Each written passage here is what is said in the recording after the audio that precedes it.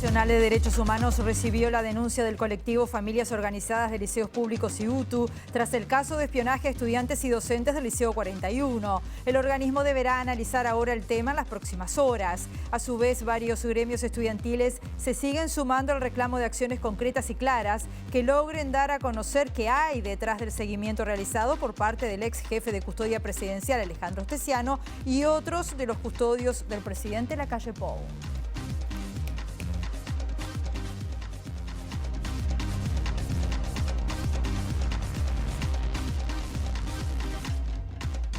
¿Qué tal? ¿Cómo están? Bienvenidas, bienvenidos a MBD Noticias. Comenzamos con la información desde Montevideo con 29 grados a esta hora y un resto de la jornada que va a seguir con cielo nuboso, periodos de cubierto, probables precipitaciones y tormentas con una máxima de 35 grados. Altas temperaturas, dice Inumet, y vientos variables que pueden llegar a rachas de 40 kilómetros por hora. Vamos a recordar que Inumet emitió una alerta por ola de calor que comenzó el sábado y termina hoy. Además, se espera que hasta mañana martes haya tormentas puntualmente fuertes y también precipitaciones aisladas. Y dice Inumet que en zonas de tormentas fuertes se podrá registrar probable caída de granizo, actividad eléctrica, rachas de vientos fuertes y chaparrones de lluvia. De todo un poco. Atención. Bueno, estamos viendo las cámaras del Centro de Gestión de Movilidad de la Intendencia de Montevideo. Joaquín Requena, entre Rivera y Palmar, hasta las 6 de la tarde va a estar cortado por obras, por podas concretamente. Orinoco, entre Estrázulas y 18 de diciembre, hasta las 23 horas. Allí habrá un corso barrial. Atención a estos puntos de la capital.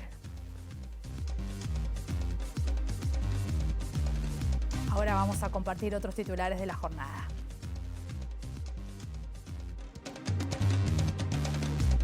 El gremio de estudiantes del Liceo Zorrilla reclama una respuesta judicial y política ante el caso de espionaje sobre estudiantes del Liceo 41 llevado adelante por Alejandro Astesiano y otro integrante de la custodia presidencial. El sindicato policial asegura que faltan 800 bomberos y que el equipamiento es casi obsoleto para dar batalla a la alta demanda de incendios a nivel nacional. Mientras desde OCE apelan a la libertad responsable en el consumo de agua potable ante el déficit hídrico, desde el gremio de trabajadores apuntan a la falta de personal para poder solucionar la situación crítica que atraviesa el país. 1 millón de personas marcharon en Madrid en una nueva protesta para defender el sistema público de salud que hace meses se ve colapsado por falta de personal y de recursos.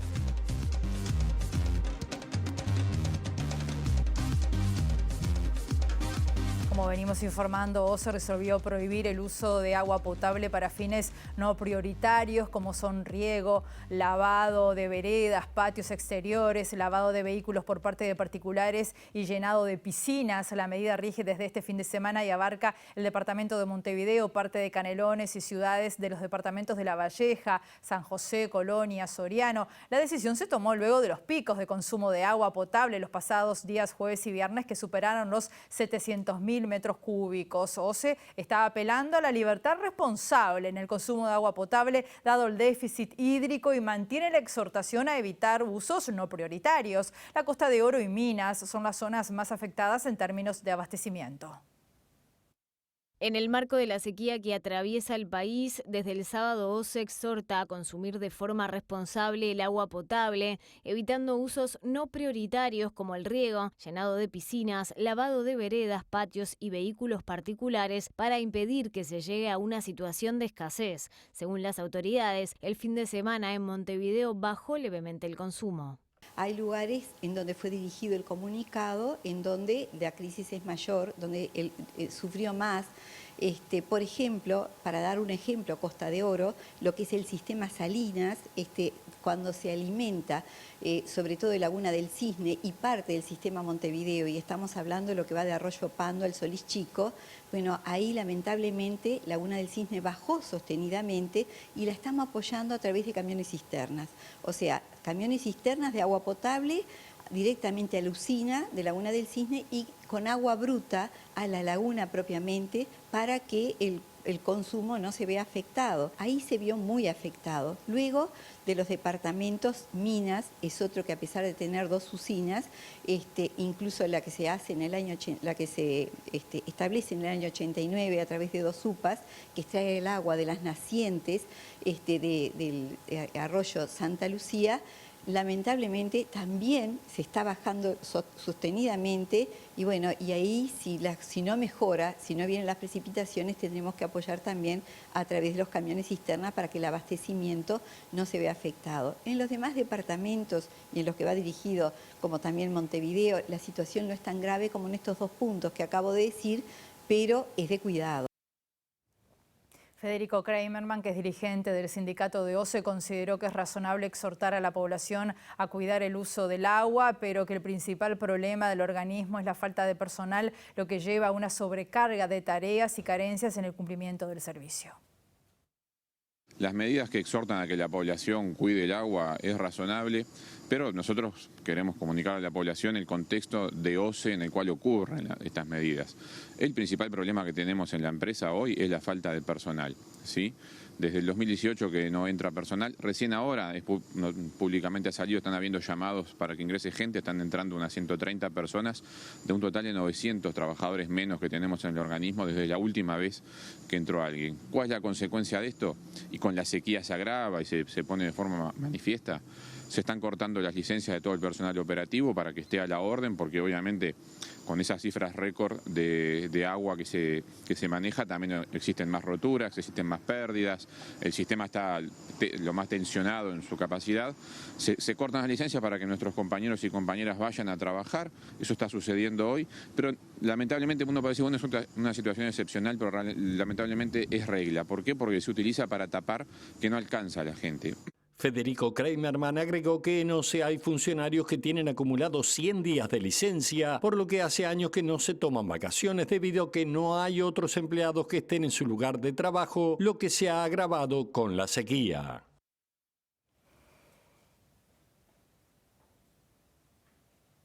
Y como decíamos, OCE está apelando a la libertad responsable en el consumo de agua potable dado el déficit hídrico y mantiene la exhortación a evitar usos no prioritarios. La Costa de Oro y Minas son las zonas más afectadas en términos de abastecimiento. Cuando ingresamos al organismo no solamente había falta de personal, sino que no existía la carrera funcional. Y eso es una violación flagrante al derecho del trabajador. Acá solamente se ascendían a través de subrogaciones y encomendaciones. Y nosotros primero tuvimos que ordenar la casa y logramos la adecuación presupuestal de casi 3.000 funcionarios, ¿no? Y donde uno solo se presentó un recurso. Quiere decir que obviamente quedaron conformes porque era lo que les correspondía. Y después de ordenar la casa, empezar con los llamados externos. Llamar gente desde afuera cuando teníamos este desorden, que era inentendible. Créeme que era inentendible. Así que mi deseo también, al igual que FOSE, es que sean lo más rápido posible los concursos y que obviamente estamos necesitando gente, claro que sí. Lo supimos desde el primer día. Lo que no sabía cuando ingresé al organismo, que estaba desorden en cuanto a lo que era la carrera del funcionario de OCE. Y la Intendencia de Montevideo comunicó que las fuentes en plazas y parques van a quedar apagadas con excepción de aquellas con sistema de recirculación. Las tareas de riego van a ser efectuadas exclusivamente, en este caso, con agua extraída de pozos. Este fin de semana de calor agobiante generó que bomberos registrara ayer domingo más de 40 intervenciones simultáneas, esto en menos de 24 horas. Fueron 8 los incendios que se contabilizaron en Canelones y también en el área metropolitana. En Maldonado y Florida también hubo focos importantes. La Dirección Nacional de Bomberos informó que se realizaron más de 40 intervenciones en incendios de forma simultánea, principalmente en los departamentos de Maldonado y Montevideo. Las llamadas de emergencia que se atendieron ascendieron a 1.190 en el área metropolitana, sin sumar los llamados al 911 de cada departamento del interior, que no fueron contabilizados para este resumen. La actualización de bomberos realizada hace una hora confirman las más de 40 intervenciones en un mismo momento entre las 14 y 18 horas del domingo, mientras que se registraron 12 incendios forestales en campos relevantes en el área metropolitana. Asimismo, se atendieron 15 incendios forestales de campo relevantes en el interior del país. La falta de bomberos para atender la emergencia suman las 800 plazas. La Alianza de Bomberos del Uruguay ya había advertido cuando el pasado 20 de diciembre presentó una denuncia ante la OIT reclamando por las 60 horas semanales de trabajo que deben afrontar los bomberos ejecutivos por la falta de personal. La Ley 8.950 del 5 de abril de 1933 estipula que son 48 horas semanales las que deberían trabajar los bomberos, el mismo número de horas que trabajan actualmente los funcionarios policiales. Sumado a esto, los funcionarios evidencian también la falta de recursos materiales. Y desde los bomberos y el sindicato policial se viene denunciando hace tiempo la falta de personal y el mal estado del equipamiento. Justamente para conocer esta realidad nos vamos a nuestro primer móvil del mediodía, Juan Pablo Rodríguez. Buen mediodía para ti, Juan Pablo. ¿Cómo estás? Adelante. Rosina, buen mediodía para ti, desde luego para nuestros televidentes. Nos encontramos aquí en la Plaza de los 33, conocida popularmente como la Plaza de los Bomberos. Hay en nuestro territorio nacional unos 1.800 bomberos, de los cuales 400 cumplen tareas de orden administrativa. Hay 75 destacamentos en nuestro territorio nacional, los cuales precisan un mínimo de 6 bomberos, es decir, 5 que salgan a atender un eventual incendio y uno que se quede recibiendo los distintos llamados que pueden recibir de la población. No estarían alcanzando la cantidad de efectivos, esto viene siendo denunciado, por ejemplo, por el sindicato policial, personalmente por Diego Rodríguez, quien es el delegado de bomberos dentro de este sindicato, y también hay una denuncia importante acerca de las horas que cumplen los bomberos, porque tienen un contrato por 192 horas mensuales y algunos cumplen 240 en el correr del mes. Por eso estamos con Diego Rodríguez. Bueno, Rodríguez, denuncias importantes de falta de personal en virtud de estos últimos incendios que han demandado muchísimo. Exactamente. Bueno, esto no viene de ahora, viene desde hace muchos años, ¿verdad? Los bomberos, lo que estamos pidiendo actualmente no solamente es la falta de personal, sino que se nos empiece a respetar las 192 horas que nos corresponde como a todo funcionario, ¿verdad? Diego, ¿cómo se viene manejando la situación? Ayer, por ejemplo, en el Parque Lecoq hubo un incendio donde se precisó de 5 destacamentos donde estaba uno de Las Piedras, por ejemplo, y luego en la tarde también allí en Las Piedras se suscitó un incendio. ¿Cómo se hace en ese caso para resolver?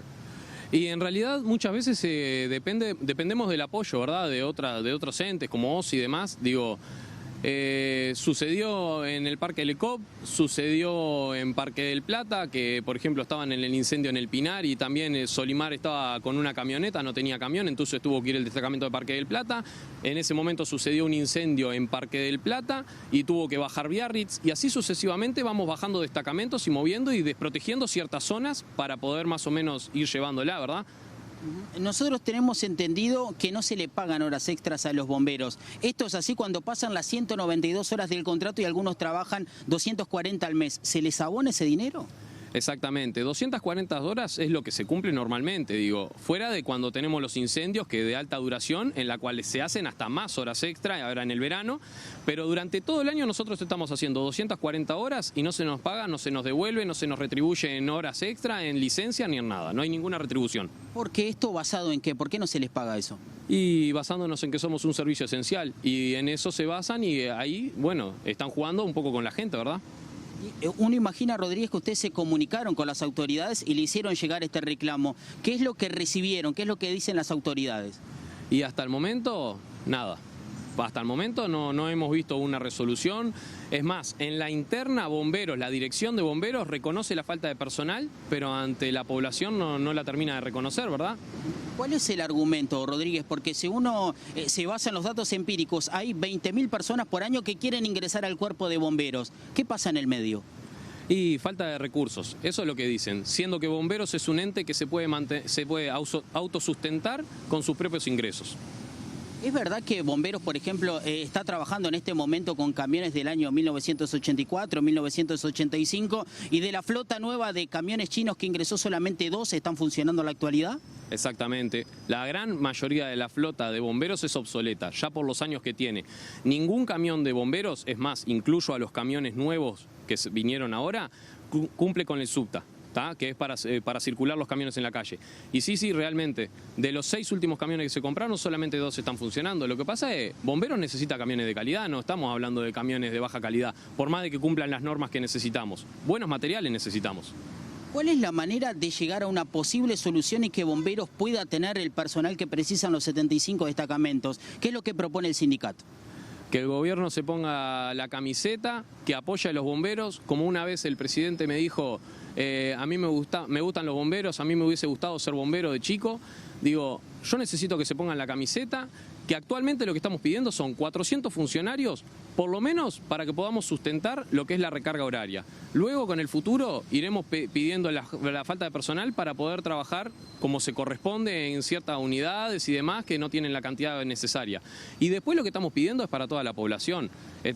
Podríamos estar pidiendo la insalubridad que nos corresponde, que no nos está correspondiendo actualmente, y en realidad estamos pidiendo los camiones, que es para poder llegar y poder apagar los incendios de las casas, ¿verdad? Le hago la última para ir redondeando. ¿El sindicato piensa tomar algún tipo de medida si no se cumple con el ingreso de estos 300 funcionarios que reclaman? Exactamente.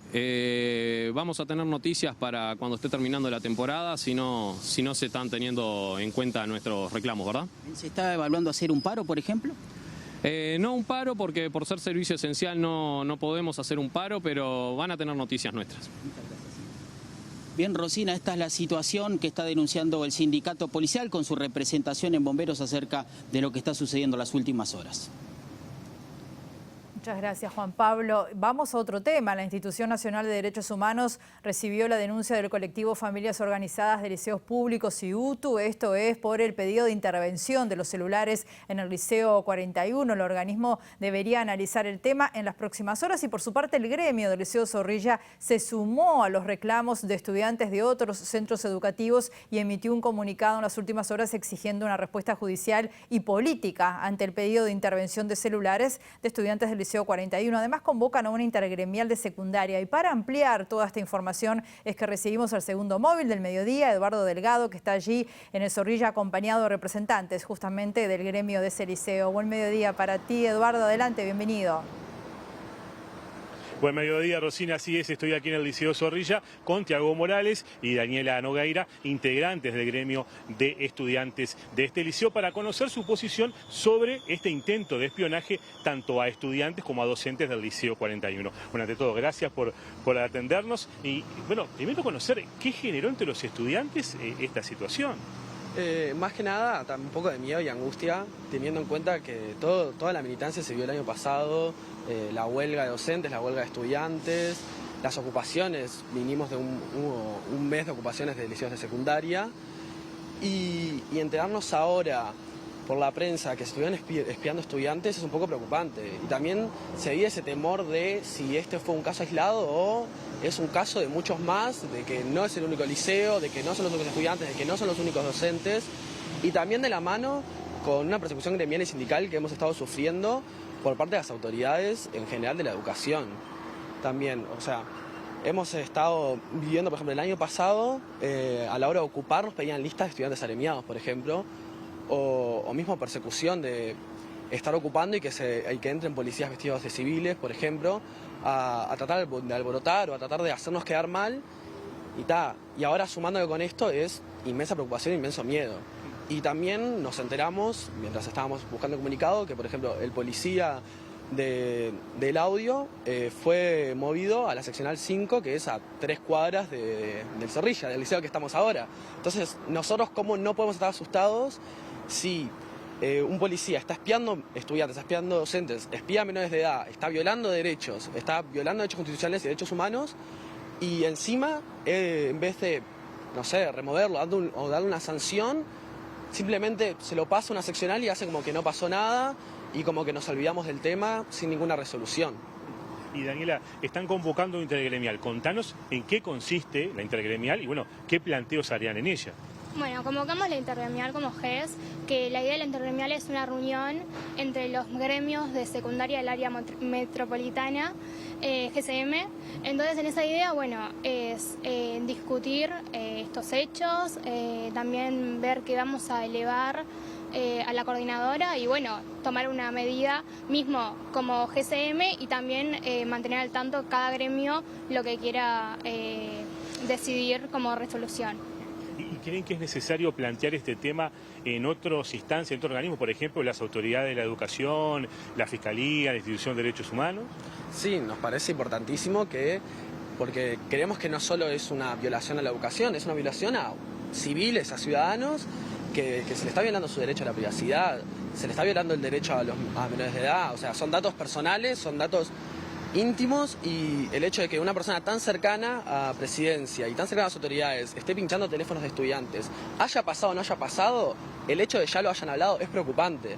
Y una de las medidas que buscamos es que haya una resolución tanto legal, pero también a nivel político, pero no un nivel político partidario, un nivel de que se hagan las renuncias correspondientes, se despida a la gente correspondiente, haya una verdadera resolución y poder superar el tema con una reflexión.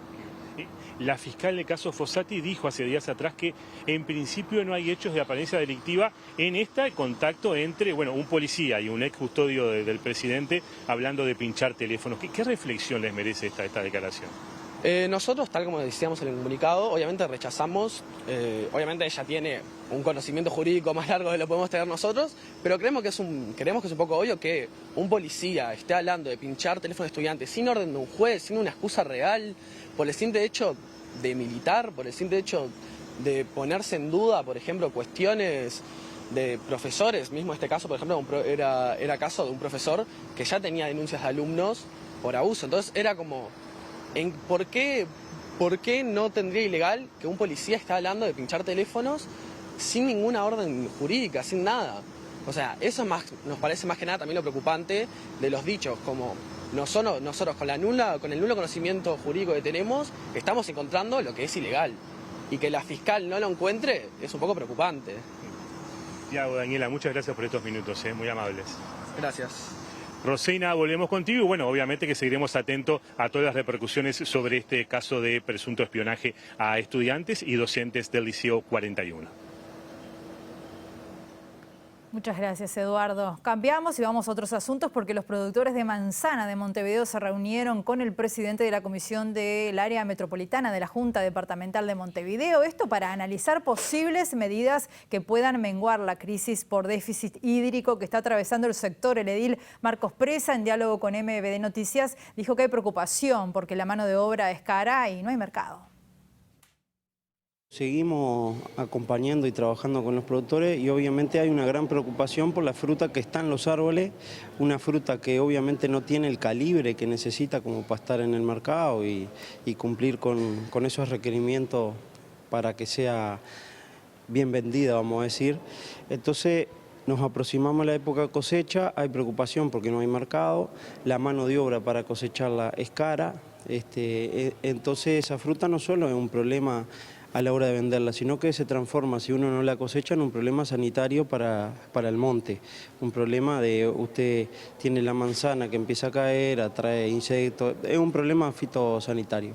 Entonces, desde la Intendencia también, la Mesa de Desarrollo Rural, estamos viendo alguna posibilidad de canalizar esa fruta, de cosecharla, pero son conversaciones que empezamos a hacer con los productores ahí en la Sociedad de Defensa Agraria, en la Sociedad de Fomento y Defensa Agraria Paso de la Arena, con productores de Melilla y de Paso de la Arena, empezamos a conversar a ver desde la Intendencia qué mano se le puede dar en ese aspecto. La denuncia de la Intendencia de Canelones sobre actividades irregulares en la cuenca del río Santa Lucía en un contexto agravado por la sequía reavivó el debate sobre los controles ambientales en este curso de agua. Desde la sociedad civil, la Asamblea por el Agua del río Santa Lucía viene denunciando hace tiempo la afectación por parte de areneras desde hace años. Sostiene que no ha habido respuesta por parte de las diferentes autoridades y destaca la necesidad de aumentar la fiscalización.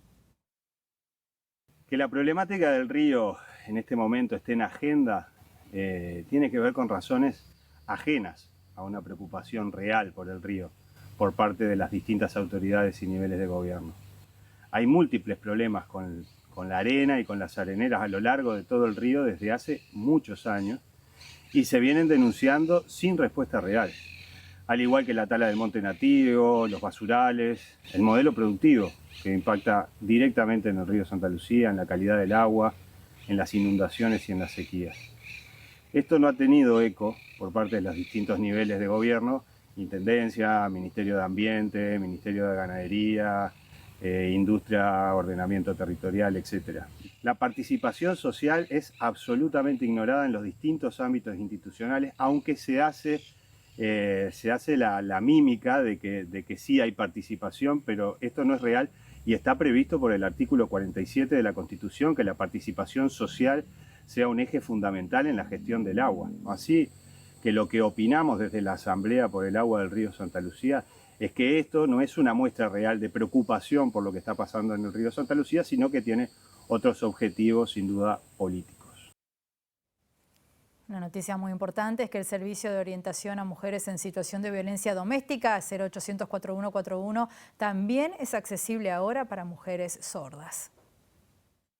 Las mujeres sordas que quieran hacer uso del servicio pueden realizar una videollamada al 092-626-928 de lunes a viernes de 9 a 14:30 horas. En ella contarán con un intérprete que se contactará con las operadoras especializadas en violencia del 0800 4141 para consultar, informarse y recibir orientación cuando estén en una situación de violencia doméstica. La iniciativa se llevó a cabo mediante un trabajo en conjunto de la Dirección de Discapacidad y de InMujeres, que se comprometieron en proporcionar accesibilidad para que las mujeres sordas puedan acceder al servicio 0800 4141 de atención a la violencia doméstica, informó en su página web el Ministerio de Desarrollo Social. El servicio de 0800 4141 tiene como objetivo brindar una respuesta telefónica especializada a mujeres mayores de 18 años que viven en situaciones de violencia doméstica por sus parejas o exparejas. Y con respecto a la concreción de esta normativa, la activista social por los derechos de las personas con discapacidad, Dieva La Rosa, dijo a MBD Noticias que a partir de ahora las mujeres con dificultad auditiva van a poder denunciar con total libertad situaciones de violencia o acoso. A su vez, señaló que constatar que este servicio esté disponible con las características que el precepto concede es tarea de la sociedad civil, que debe advertir además a las autoridades en caso que se esté incumpliendo. El número 0800 4141 pasó a tener una intérprete virtual para que nuestras compañeras en situación de discapacidad auditiva, mujeres sordas, que pudieran pasar por algún tema de violencia de género, doméstica, lo que fuere, puedan realizar la denuncia con total libertad. Es un servicio que está accesible las 24 horas como para cualquier otra mujer. O sea, en cualquier otra mujer, son mujeres como cualquier otra. El tema que nada más tienen la característica de no escuchar. El seguimiento siempre es de parte de las organizaciones de la sociedad civil. La fiscalización la tenemos que realizar desde ese punto de vista. Estando alerta, estando consultando siempre con las compañeras, los compañeros, a ver si esto realmente se está cumpliendo, si lo están llevando a cabo y tal. Y bueno, y a partir de allí, si no se está llevando a cabo, si está habiendo dificultades, bueno, proponer cómo podemos solucionarlo. Hacemos una pausa, volvemos enseguida.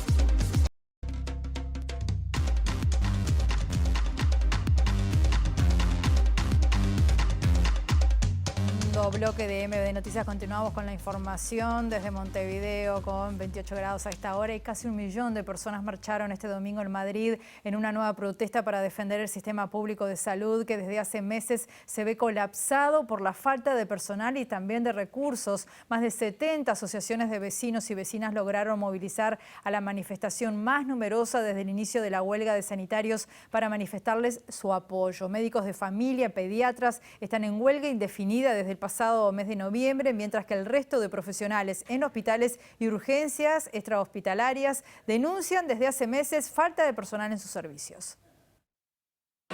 En principio, la sanidad madrileña lleva sufriendo su desmantelamiento desde muchísimo antes que cualquier otra comunidad autónoma.